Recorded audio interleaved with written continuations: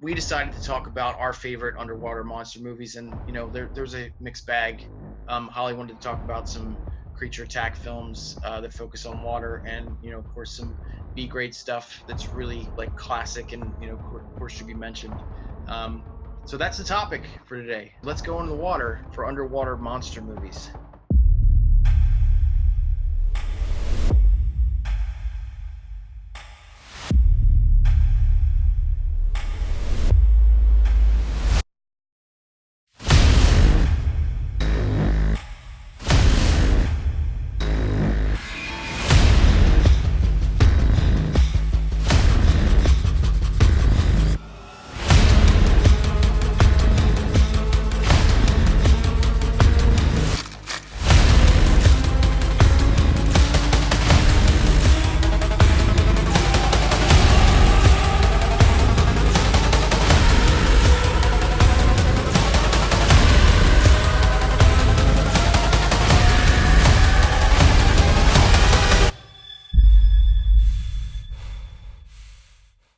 Hey there, everybody. How's it going? Welcome to Dungeon of Deadly Delights. This is episode 19. Holly and I are back from our holiday slumber. Holly, what is going on, man? I missed you, like, for real. Hello. How's it going? We're in 2020. This is very creepy. Yeah, man. 2020, it's like a futuristic robot year or something. I don't know. Yeah, it's very crazy. And I was just, did we surpass, like, a good majority of the cinematic futures? Like, I think we did, right? I think we passed Blade Runner last year, yeah. But not 2049, not 2049, but the original, yeah. Yeah. So and happy birthday, Ellen Ripley, Lieutenant Ellen Ripley, born in 2092, January 7th, which is when we're actually recording this episode. So we salute you, lady. All right. Now that'll be, well, I won't be around for it, but 2092, that'll be a thing. Yeah. So how was real quick, how was the holiday break? Did you see anything new or special? It was good. It was fine. I just I visited my sister in Maine, her family. We went to see Star Wars. I saw Star Wars. Yeah. I enjoyed it. What'd you think? Yeah, I liked it. I thought it was fine. I mean, like, it didn't blow my mind, but that's okay, not to get too much into it, but I did enjoy the fuck out of it. It does have its issues, but you gotta expect that if you're trying to piece together like a 42-year saga. I mean, it's gotta be that's a hard landing to stick for anybody. Yeah. I don't care how good you are. I think they did well, though. I think they did really well, and I don't know. I guess I did appreciate, can we talk about the ending now where they kind of turned her into Rose from Titanic and she was just like, Ray Skywalker. Oh, I didn't even make that connection, but you're absolutely right. Totally a Titanic moment. Wow. Well, she can't necessarily run it around, letting people know her last name's Hitler, can she? You know what I mean? Like, it's true. Like, oh, my name's Palpatine. What's your name? Palpatine. Yeah, stay the fuck away from her.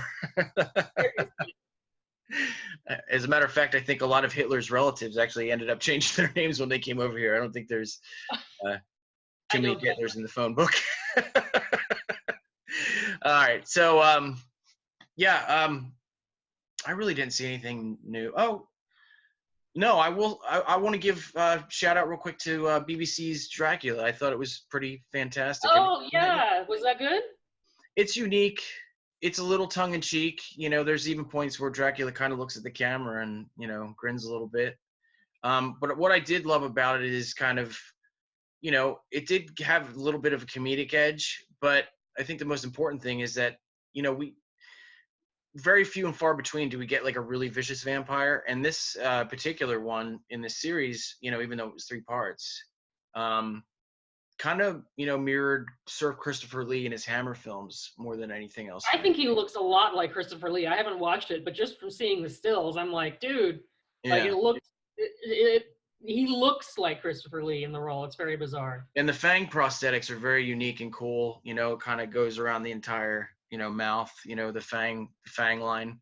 I thought it was really well done. You could tell it's got definite tracks of Stephen Moffat like all over it. You know, it does kind of have that Whovian vibe to it, but I dug it. I thought it was really interesting. Good take. Yeah, you should definitely check it out. All right, guys. So we're back. Get to the actual meat of the episode. We're back. It's episode 19. Please like, share, and subscribe on the Horror Web YouTube channel. We got so many great things coming up. I got my new segment that I do called Celebrations of Slaughter. It seems like people are digging that. The second edition's up now, where I talk about The Exorcist for the 49th anniversary. Yeah, January 7th. Happy birthday, Mr. William Peter Blatty. And of course, we got Amaranth Productions. Shelby and Steven are doing their thing, doing reviews for the channel now.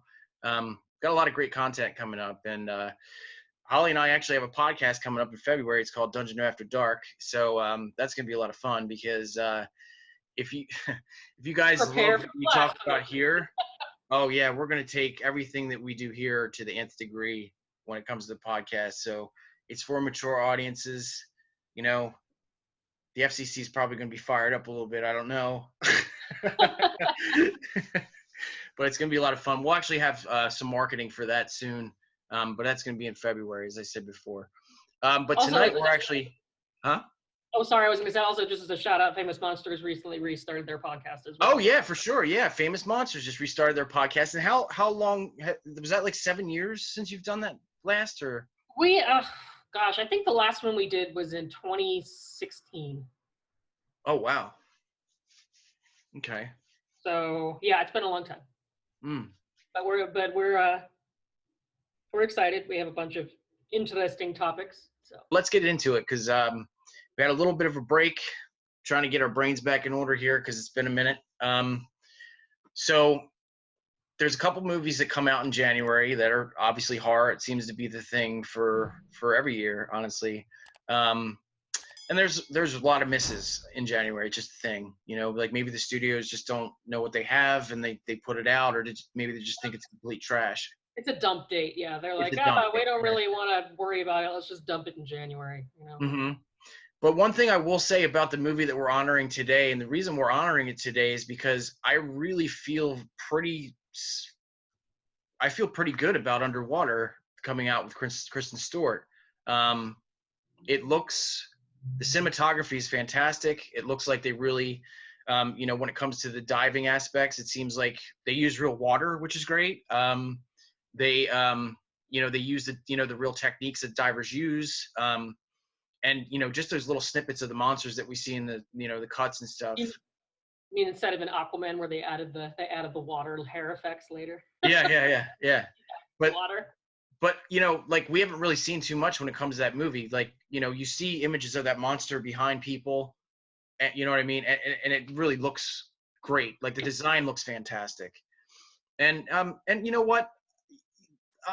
This is my feeling. We've had this talk about Robert Pattinson, but Kristen Stewart, yet another one that still has this Twilight stigma attached to her, this stink. I don't know why. And I don't agree with it. I think she's a really phenomenal performer. And I hope this is at least a sleeper hit for her, or more, you know, like even if it's a cult hit, I'll be okay with that. But I really want to win for her, and I'm hoping this is it. Yeah, well, and it's one of my favorite, I guess you could say, subgenres of underwater horror movies, that like the genre where they're actually like, you know, on a facility underwater. So they're not only battling whatever monster or supernatural thing happens to be out there, they're also just struggling with the fact that they're, you know, however many miles underwater. Right. That can be disastrous in many different ways. So. Oh, for sure. But this movie can go either way. You know, we don't know what it's about really. So, you know, like I guess there's a situation that happens on a diving expedition. They're in a facility, and I guess there's some sort of thing that happens. I don't know, maybe some sort of malfunction or something. Yeah. So I guess the team actually has to suit up and walk, like on the actual, you know, like on the land, you know, on the land of this ocean, and there's monsters. It could be Lovecraftian. Who the fuck knows? But it looks awesome. I'm really excited about that one. Usually when I see trailers and stuff, I'm usually pretty on the money for the most part when it comes to like, yeah, this is going to be good, and it usually is. But I've been wrong before.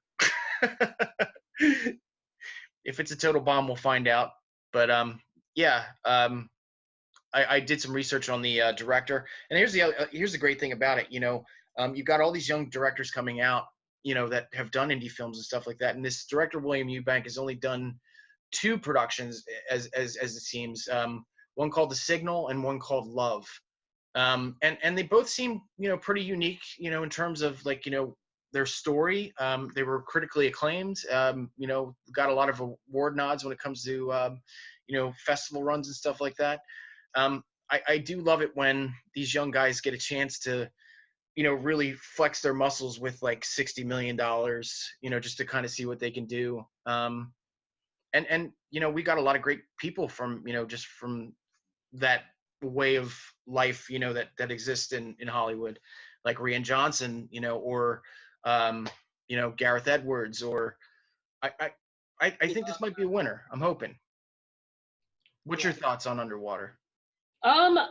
I agree with you. It has, like I said, its premise is one of my favorites, and that I think is really, really effective with horror. Like movies like, The Descent, for example, where you start with the natural terror of wherever they are, and once you build up to that, that breaking point, that's when you add the supernatural terror, and that makes it that much more effective. So I'm really hoping it'll be a good one, because that formula, I think, is really strong.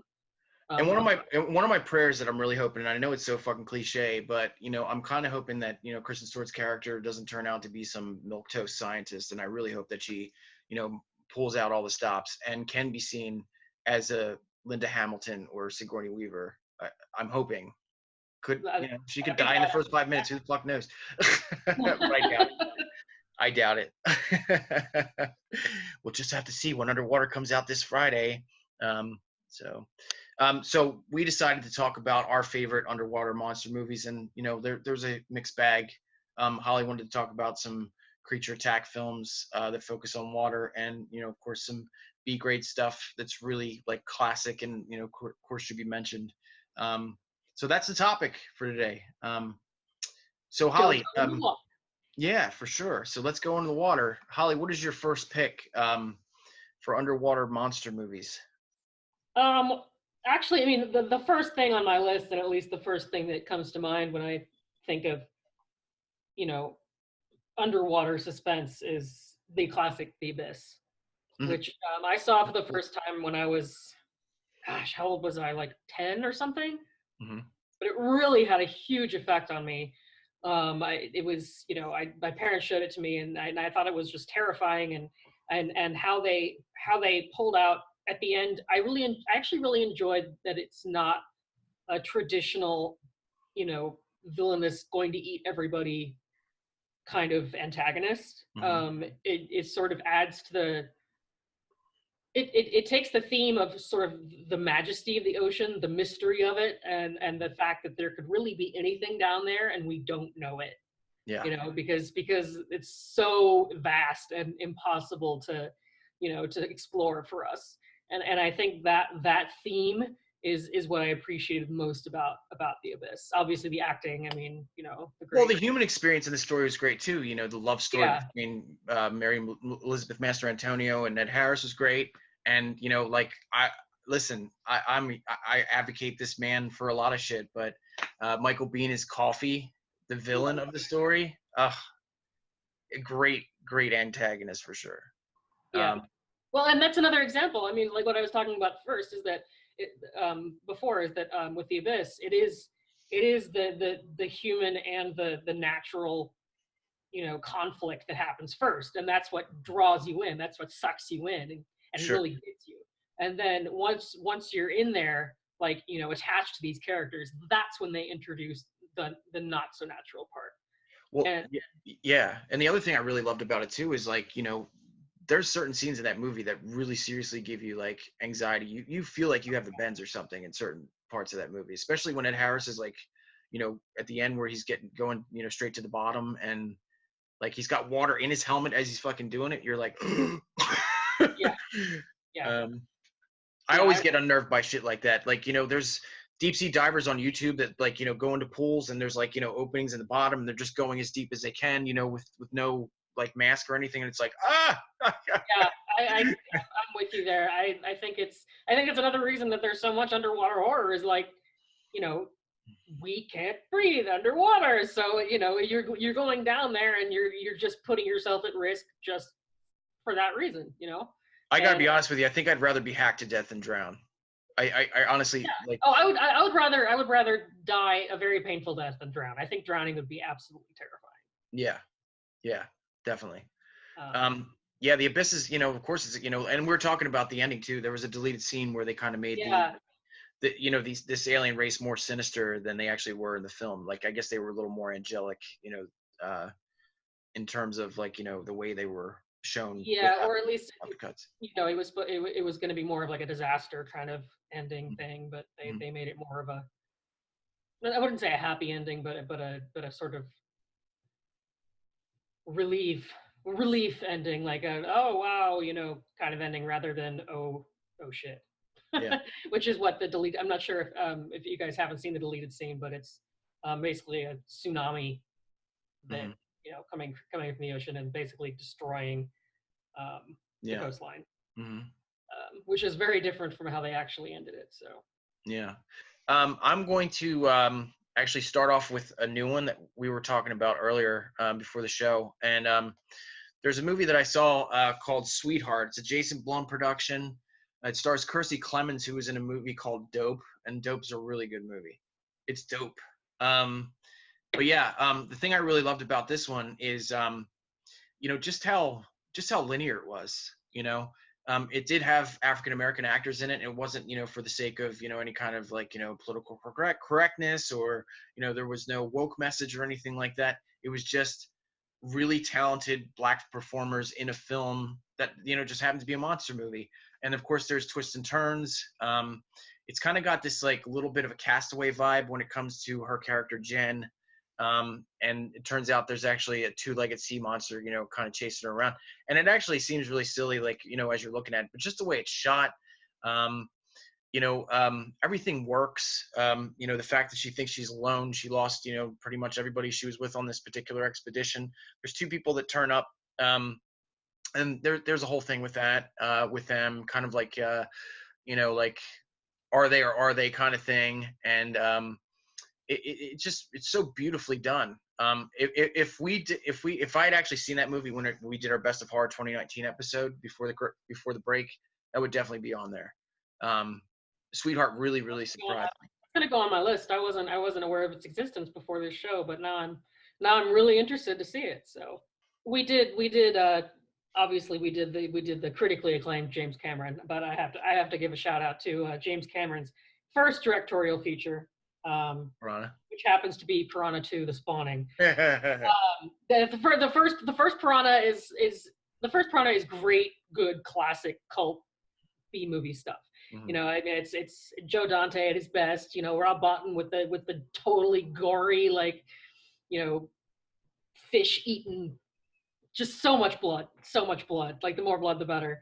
And you know, it is what it is, and it does its job very well. But what I love about the ridiculous sequel is that it doesn't just try and up the ante. Like it Piranha 2: The Spawning, let's just say it mutates the fish in unexpected ways. I mean, I'll just say it right out. The best part of Piranha 2: The Spawning is the fact that the piranha can fly.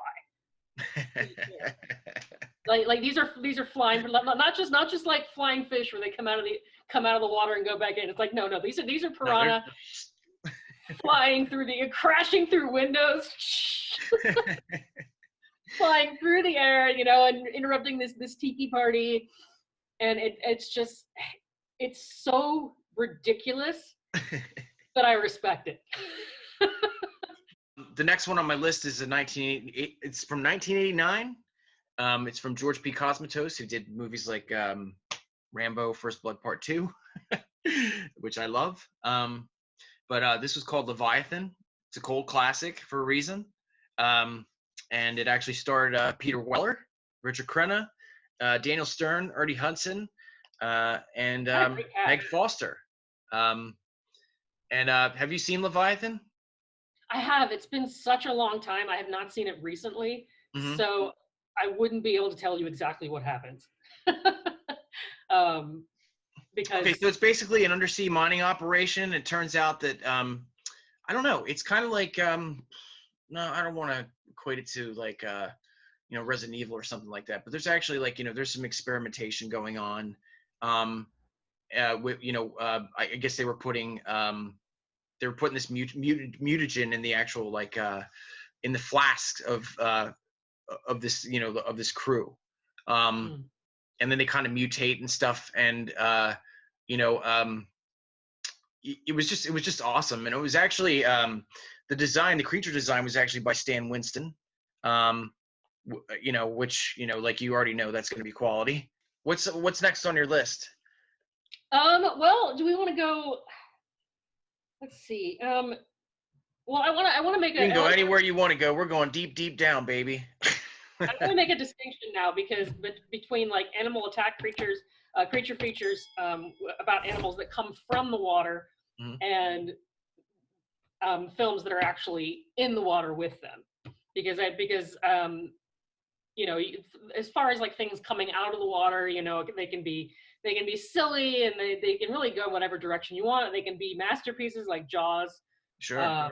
Which as amazing as it is, I don't think I'd call it an underwater horror film, because it's mostly not under. I mean, there's pivotal scenes underwater, but most of it is not underwater. Whereas the other one I wanted to bring up was Deep Blue Sea. Oh yeah, of course. I would consider to be an underwater film. Okay. They are in a facility with obviously breeding mako sharks and super smart sharks, and so there's something about the environment of the film actually being underwater in a facility, like the Kristen Stewart movie is going to be, like The Abyss, like stuff like that, where it just adds to the claustrophobia of all of it, because you realize you're it's like you're down there with them. You're not just unsuspecting on land waiting to be attacked. Like you are in the mix with them. And it came from the renaissance of LL Cool J. Oh, Cool J is so good in that film. So good. And Thomas Jane, and the effects are great, and it still boasts one of the greatest death scenes of all time. Yeah. Which is obviously Samuel L. Jackson famously interrupted monologue. And it's just fun. It's just big dumb fun. Like super killer sharks and that was also around the time where they just didn't seem to care about killing Sam Jackson in a movie. Like he got bumped off in Jurassic Park, Deep Blue Sea. It's like, fuck. It was before he was like Sam Jackson TM. Sure. He was Sam Jackson, but not like quite at that level yet. Right. But yeah, no. Deep Blue Sea it's a cheesy animals attack movie, but it's so entertaining. Like it's, if you even remotely enjoy shark movies, if you haven't seen Deep Blue Sea, it's definitely a must see. Well, it was just unique how intelligent they were. The fact that they were like screwing around with their brains to make them fucking Einsteins was pretty fascinating and entertaining as hell. And wonderfully stupid. It was wonderful. Like, hey, we're humans. Let's make sharks really, really smart. Because that's gonna work out great for us. Yeah. All right. Well, you know what? Let's talk about a grand poobah of monster movies. Of course, Universal's Creature from the Black Lagoon. Oh. That I've always been a huge fan of, of Frankenstein, but Creature is definitely up there for me. Ever since I was a kid. And the thing I do remember about it is that, even though she was kind of like this damsel in distress, bathing beauty, that Julie Adams was, she had a job, which is pretty rare, for films of that time. The fact that she was actually an ichthyologist, and she was, on this expedition with these men with the same position. That was pretty unique for its time, I think.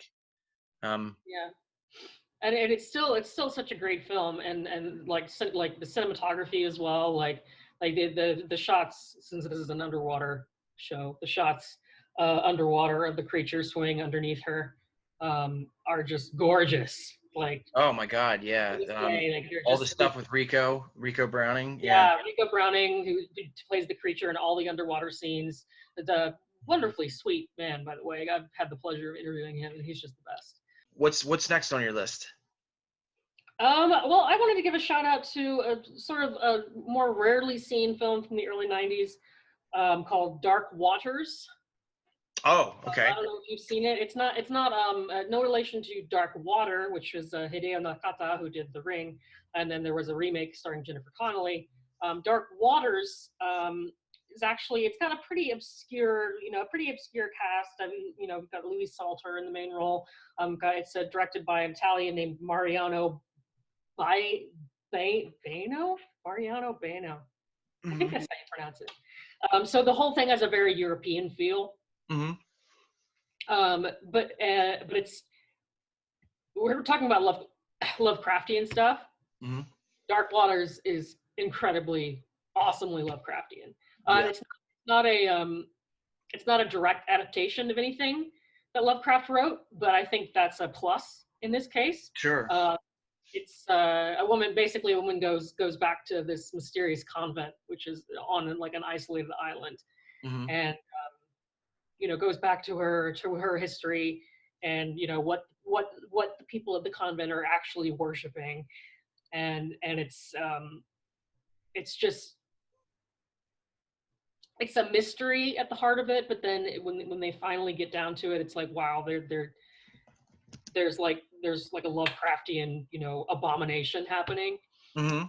And some really great, like the opening scene is incredible. Like it submerges an entire church underwater. Like it's so cool and really well done. And not a lot of people have seen it. It was on Shudder for a while, which I think is why I saw it. But yeah, dig that Shudder. Yeah, woohoo, Shudder. But I do really recommend it. I enjoyed it. I watched it with my roommate, and afterwards he went out and bought it. He loved it so much. So. Well, since we're getting into foreign horror a little bit, and of course staying in the realm of undersea monster movies, I'm really, really happy that Bong Joon-ho is getting the love that he's getting right now. Yes. When it comes to Parasite, but I do have to bring up The Host. The Host is so good. The Host really is a masterpiece. I do love the estrangement angle. The fact that this complete fucking loser slacker father, has to step up and do the right thing. And risk his neck, and the fact that the family actually becomes united to do the same. And it turns out that a lot of them are fucking badasses, which is really interesting. You know what I mean? Yeah, and it also has a really unique structure when it comes to monster movies. Like it's not like anything else you've seen. Like it's not just. Oh, so good, man. That creature. We have to run away from the creature. There's like it's really unique. Yeah. Also, that opening 15 minutes, the whole sequence with the creature coming out of the river, like. Yeah. Wow, I remember seeing it for the first time, being like pausing it after that and being like, "What the hell did I just watch?" Yeah, and I just remember him like walking on land and like having this like thing where he's just swinging his tail and just smacking people out of the way and throwing him into the water. Just It was just really beautifully done. It was a beautiful family story. It kind of played it a little bit into the the social climate of that particular time, obviously just like Parasite, and not to get too much into Parasite, but although not a horror movie, very, very dark and extremely sad. I was surprised at how sad that movie is. It's very, very sad, but entertaining is absolutely VIP. He's incredible. been saying this, well, actually since The Host, but then I went and saw Snowpiercer, and I was like, this guy, woo! Yeah. This guy knows what he's doing. And I'm really excited that I guess he announced not too long ago that the next film he's going to be doing is straight horror again. So. Oh, I did not hear that. Mm-hmm. It was must have been a recent announcement. I haven't seen it. That's really cool. Exciting. Mm-hmm. Yeah, but I mean, but The Host is an absolute work of art, completely across the board. Yep. I could watch that movie over and over and over again. I was just really, really blown away by it. Like I said, that creature design is just, I don't know, maybe even ahead of its time. It's just so beautifully like crafted, that monster. And it's really, really super effective. And it's not like, it's not this lumbering, like 50-foot big fucking thing knocking over buildings and shit. It's, No, it looks like something that could actually be living in a river. Yeah. It's very, very sleek and quick, and, like just big enough to work. I think it was like 20 feet or something like that. It was, was a massive, massive thing. But menacing as hell. And, like, it was just the action sequences were great. And, just everything about it works on all cylinders. Like you said, Bong Joon-ho, to me is up there with, the Kubricks and, Carpenters and, of the world. I agree.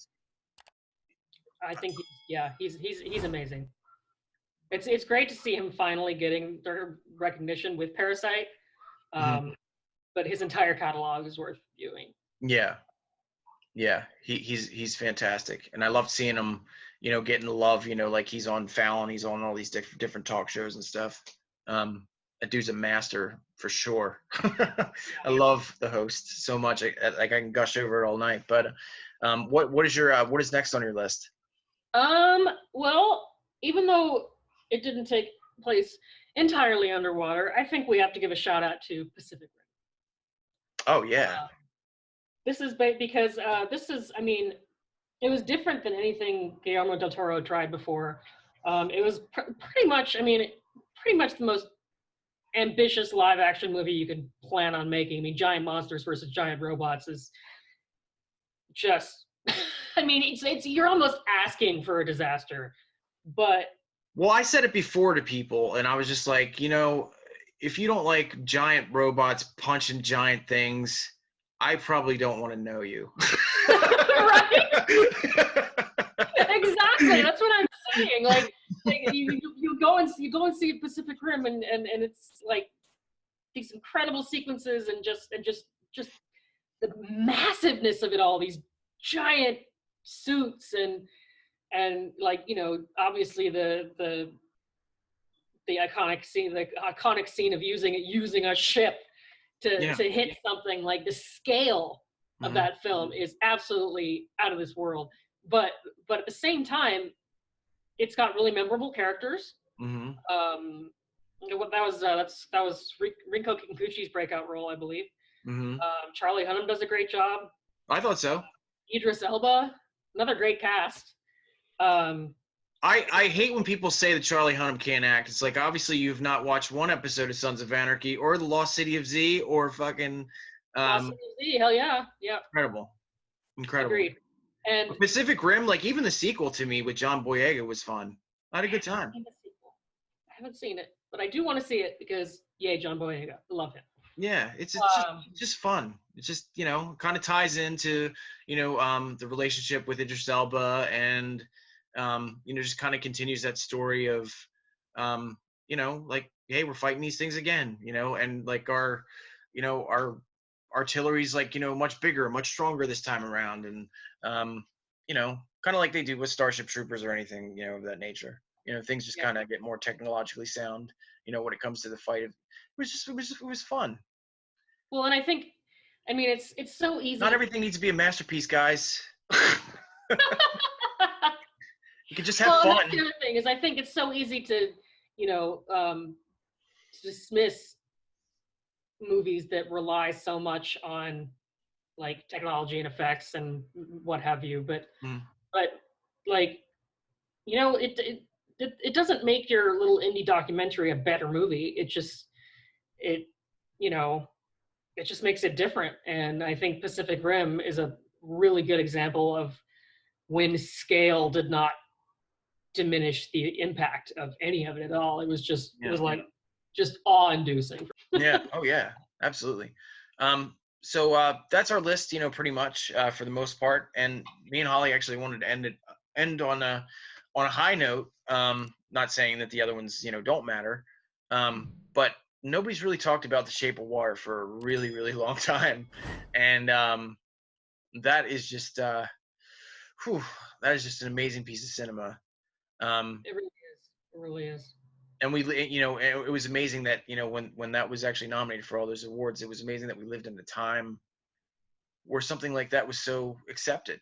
Right. It was a very unique thing. And it was great to see, just like Bong Joon-ho, it was, great to see, Guillermo del Toro finally get his comeuppance, and be seen as a force to be reckoned with, even though we all knew that's exactly what he was from the fucking gate. I don't think Hollywood actually knew that. What is your take on Shape of Water? Because I got a whole.